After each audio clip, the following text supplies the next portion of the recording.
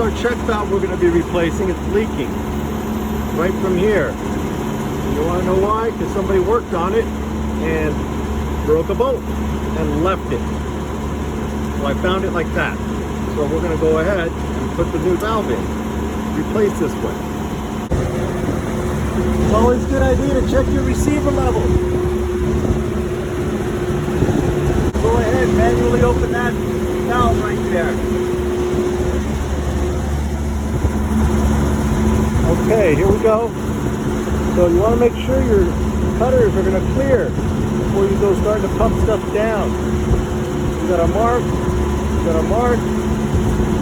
Time to pump it down. I'm going to close.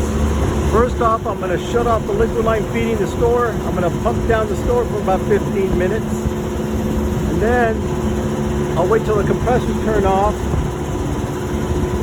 And once they turn off, then I'll close these two valves here, which are the drain lines coming off the condenser, and close that line over there, that valve, and I'll isolate this pipe right here.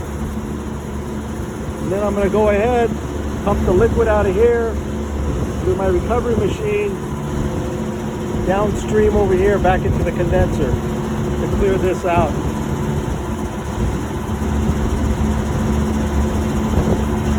And we'll close this valve here. We'll close this valve here. Now you got to remember, when you're working with check valves, they're directional. So these valves are flowing that way. So that means I'll be able to pump this side out here. Now if I had my only hookup here, that means that it's going to stop the flow from going this way.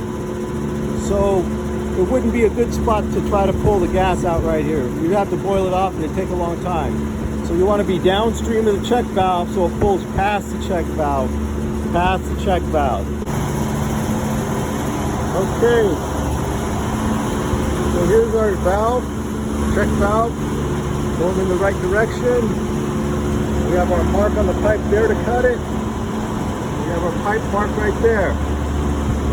Ready to go. All we got to do is pump it down, cut it, put it in, weld it, fire it back up.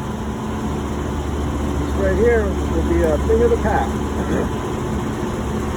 So right now is the time that you sort of take a break, go have a cigarette, go have some food, take a quick break. You want to inform the manager of the store, director, of what you're doing, that the system's going to be down for maybe an hour, like a long defrost.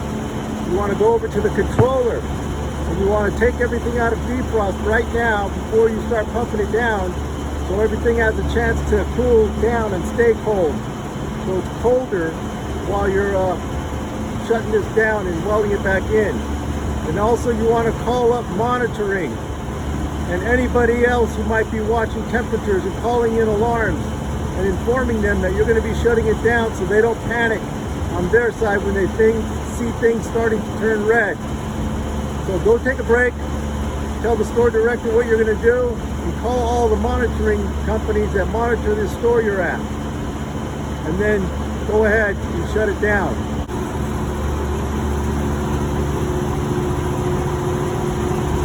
You can see the inside of the weld there. You want to make sure you scrape all the flux down inside there so there's nothing in there that could possibly get hung up on the plunger for this check valve.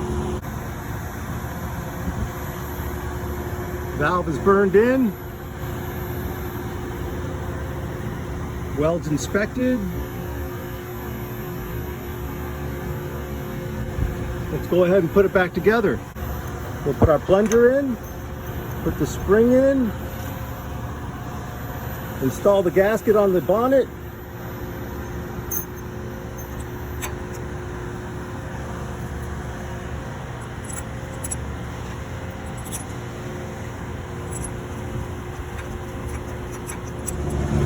So make sure you follow the instructions when installing a valve like this. Teflon seals. It's all installed, leak checked, mirrored all my welds. I gave myself 3 hours of time so I can clear the alarms once I'm done. Got all the valves in place. Got to cap off a couple more, and this job is done. So we got one new check valve in, and we'll call her a day. This is Don with DRC. Talk to you later. Give me a thumbs up. Thanks for watching. Bye.